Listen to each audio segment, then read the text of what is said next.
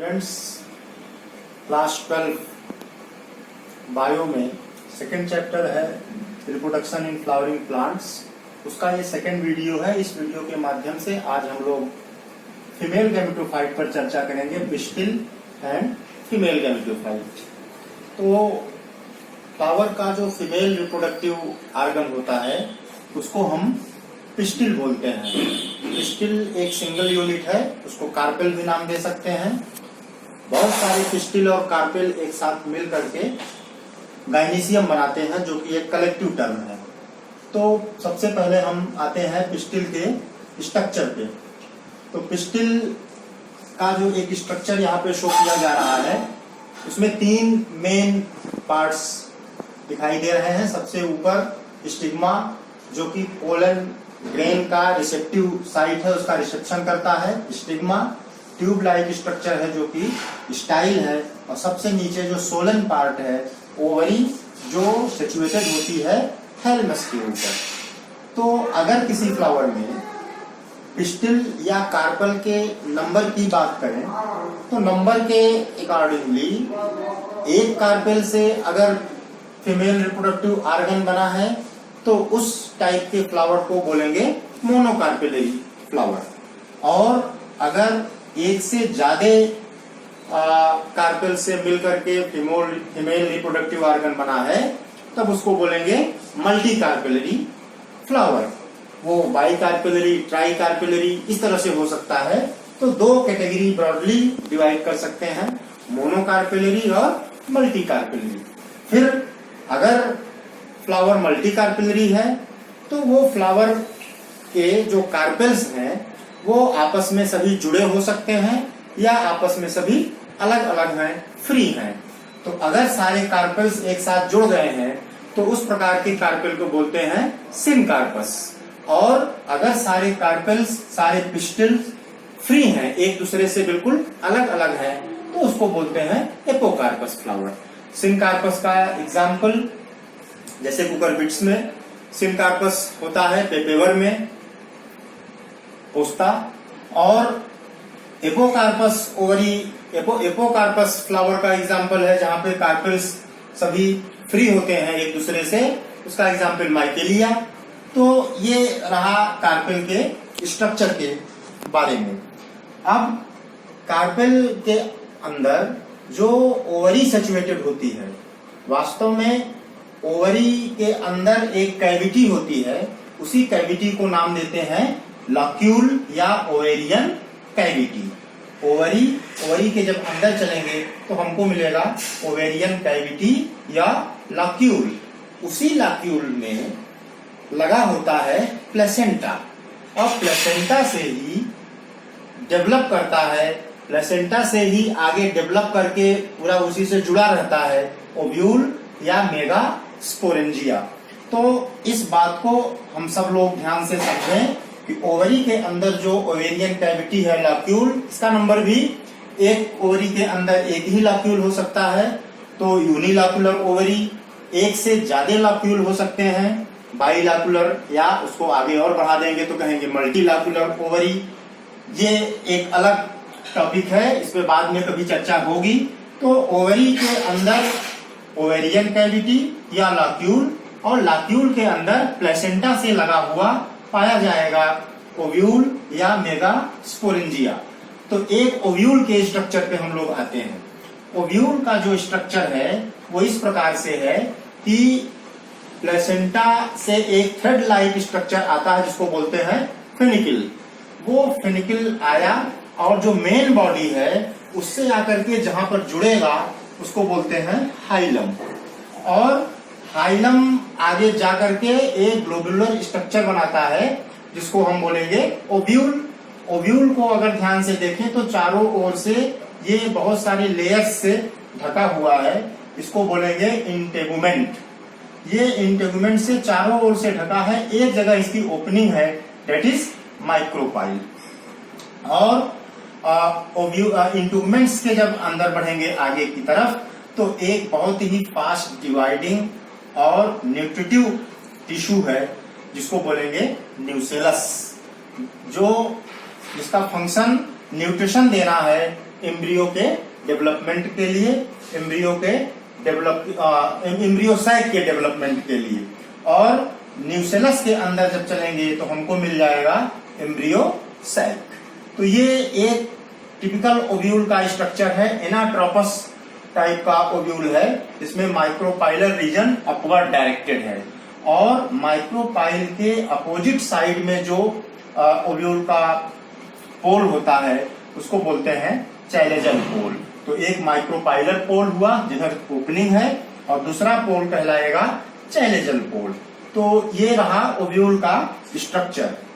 तो अब जरा आते हैं फीमेल गैमेटोफाइट के डेवलपमेंट पर। वो क्या चीज होता है, ओव्यूल के अंदर जो ये न्यूसेलस है, न्यूसेलस में से ही कुछ स्पेशल टाइप की सेल्स होती हैं और वो सेल डेवलप करके एम्ब्रियो सैक बनाएगी। तो उसका तरीका ये होता है कि न्यूसेलस का एक सेल एक बार में एक ओव्यूल के अंदर जनरली एक सेल अपनी साइज को बड़ा करता है, प्रोमिनेंट न्यूक्लियस उसके पास रहता है और वही न्यूसेलस से अलग हुआ चारों ओर से न्यूसेलस से सराउंडेड रहेगा।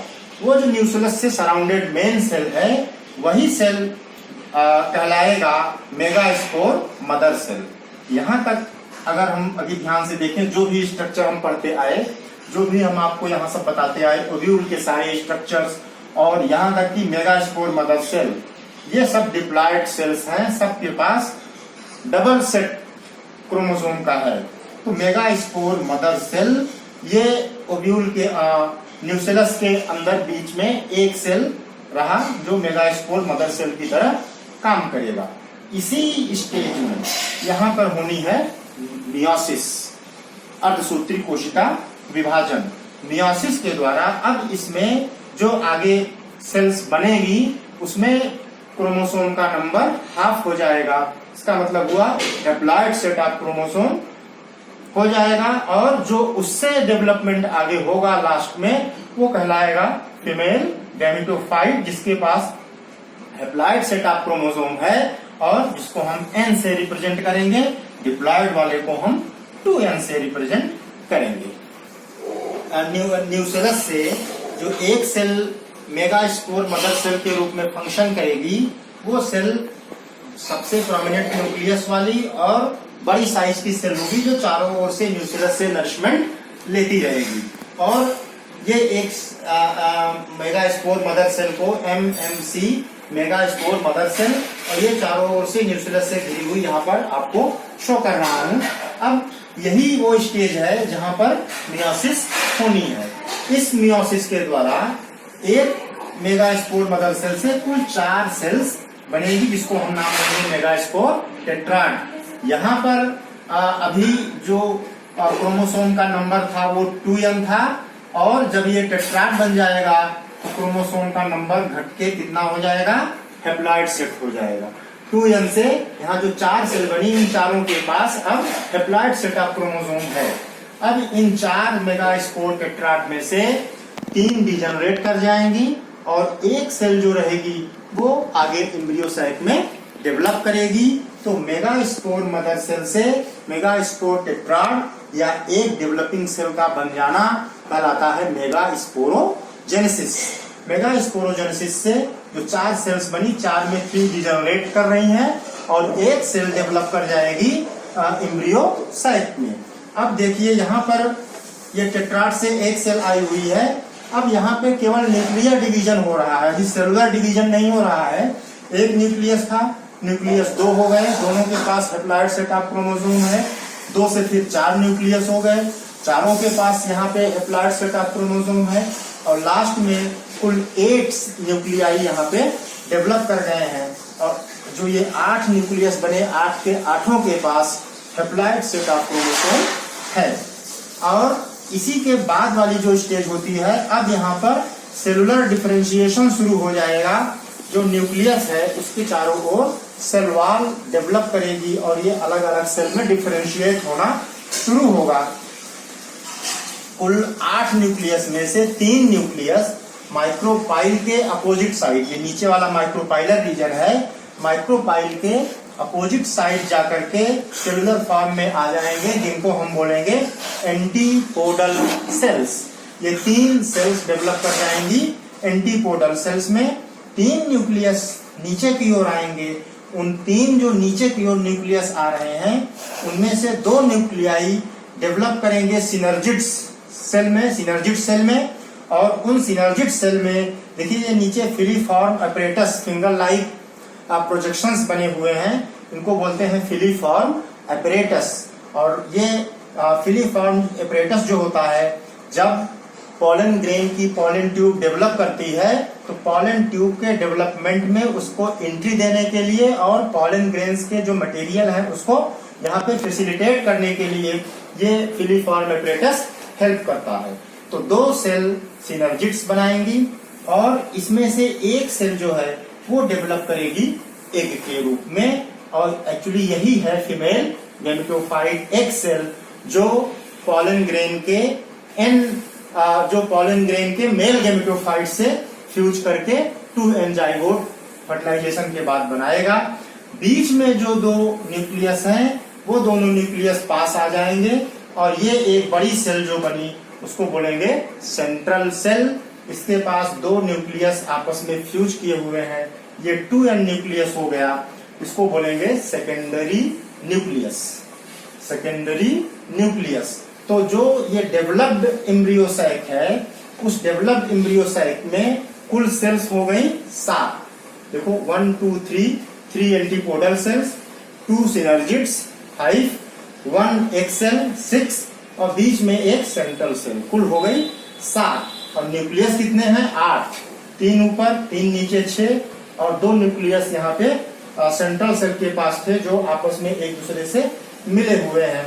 तो ये रहा फीमेल गैमेटोफाइट का एक प्रॉपर स्ट्रक्चर, और कैसे उसका डेवलपमेंट होता है इसके बारे में बताया गया। Developed female gametophyte 8 nucleate 7 cellular cells, उसमें 7 न्यूक्लियस 8। और जब आगे फर्टिलाइजेशन होता है, तो फर्टिलाइजेशन के टाइम में जब पॉलन ग्रेन इसके अंदर एंट्री लेता है, तो एक साथ 2 मेल गैमीट पॉलन ग्रेन में जो मेल गैमेटोफाइट का न्यूक्लियस होता है, मेल गैमेटोफाइट होता है, वो डिवाइड करता है और एक साथ 2 सेल्स बनती हैं। और वो दोनों सेल्स इसके अंदर जब प्रवेश करेंगी, तो एक न्यूक्लियस आएगा, एक सेल को फर्टिलाइज करेगा, और दूसरा जाएगा ये सेकेंडरी न्यूक्लियस को फर्टिलाइज करेगा। सेकेंडरी सेल सेंट्रल सेल के सेकेंडरी न्यूक्लियस से जाके फ्यूज करेगा।